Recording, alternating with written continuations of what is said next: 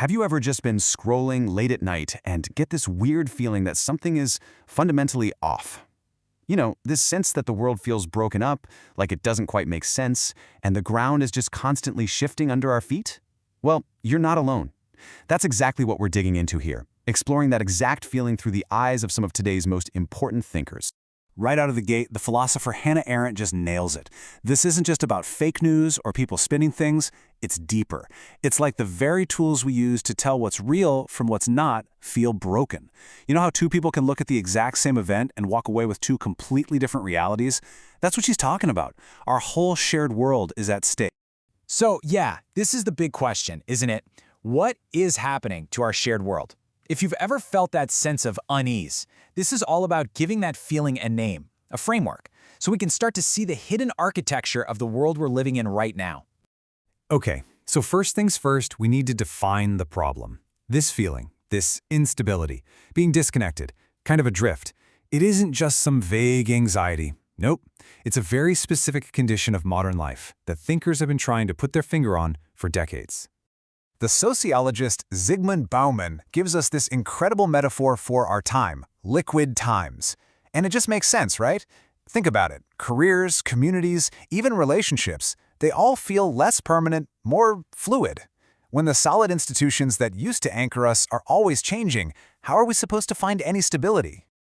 So if our world feels like it's come unmoored, that begs a huge question.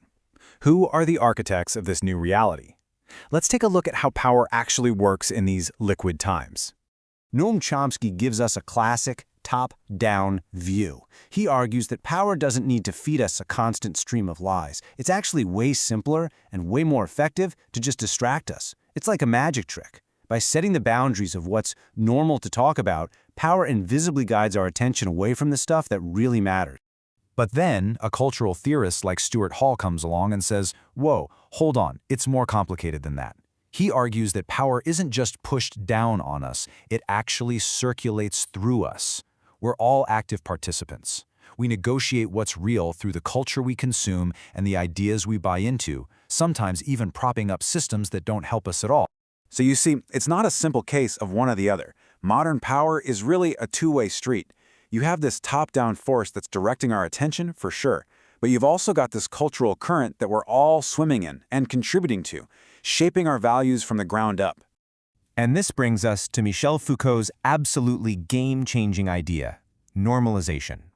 See, the most effective kind of control is the kind you don't even notice. It's not a threat from a guy with a gun. It's just the way things are. Think about the 40-hour work week or the constant pressure to be productive. Those aren't laws of nature, but they've become so normalized that we can barely imagine an alternative.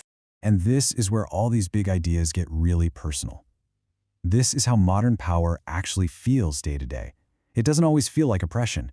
It feels like the stress of trying to make rent. It feels like the anxiety of not quite fitting in. Or, and this is a big one, it feels like the nagging voice in your head telling you you're not good enough. You feel like you are failing, not that the system might be failing you. That internal feeling is so key.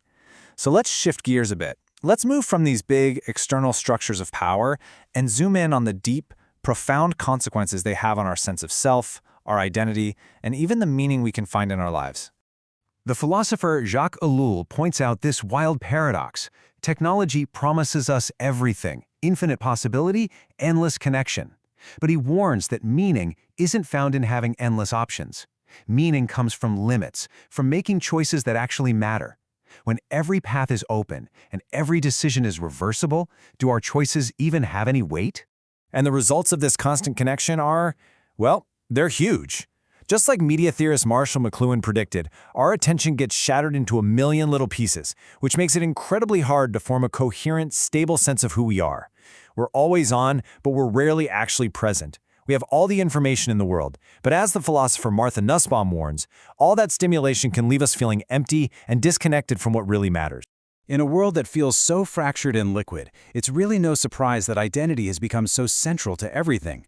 When everything else feels like it's dissolving, our personal experience of pain can feel like the only solid ground we have. The writer Bell Hooks sees that this pain has almost become a form of currency, a way to be seen and heard. But she gives us a crucial warning that pain is real, absolutely, but it can't be our only compass. So here we are, caught in this really tricky tension. On one hand, identity is an absolutely vital tool for liberation. It gives us the words to name injustice and to demand recognition. But on the other hand, it can become a kind of cage, a rigid set of rules that tells us how to think and feel. Or, as someone like Zizek might argue, it can become a moral shield that keeps us from talking about the deeper structural problems we all face. And all of this leads us to maybe the most urgent and frankly scariest question of all. If our realities are this fragmented, if our technologies are pushing us into bubbles, and if our identities are pulling us apart, is a shared public life even possible anymore?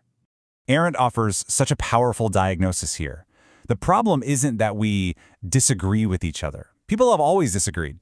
The problem is what she calls worldlessness, the loss of that common stage, that feeling that we're even living in the same reality. And when we lose that common ground, our disagreements stop being productive conversations and start becoming tribal battles for survival. So what in the world is holding us all together then? Well, it seems to be this fragile, weird mix of forces. For some, it's still about trust in institutions and procedures. For others, it's our moral imagination, our ability to care about people who aren't like us. But for other thinkers, it might be something less hopeful. Maybe just temporary alliances of convenience, or even just plain old fear. It is a really precarious balance. Okay, so after that pretty heavy diagnosis, where does that leave us? What are we supposed to do? Well, these thinkers aren't really offering easy step-by-step solutions. Instead, they're pointing us toward a kind of responsibility. The responsibility to just see our situation clearly. And this, right here, is the most crucial point. In a world that is practically engineered for distraction, for information overload, for incoherence, the most radical, rebellious thing you can possibly do is to slow down and just pay attention. Resistance isn't about shouting louder than the other side. It starts with seeing things as they really are, without illusion. Foucault frames our task perfectly. He's saying, look, instead of always just looking for a villain to blame, we need to turn our gaze both inward and outward and ask, what forces are shaping me? How am I being guided and nudged and normalized? This simple shift takes us from simple outrage to genuine awareness. And bell hooks builds on that with this really profound challenge. Can we use our awareness for something more? Can we use it not just to point out harm, but to actually build something new? Are we brave enough to want a politics that's about healing our fractured world instead of just winning arguments inside of it? And that leaves us with this final, haunting question from Hannah Arendt. What are we actually committed to? Sharing territory is easy. We just happen to occupy the same space, but sharing a world? That requires courage. It requires speaking and listening and taking real responsibility for the common stage we all stand on. Are we still willing to do that work?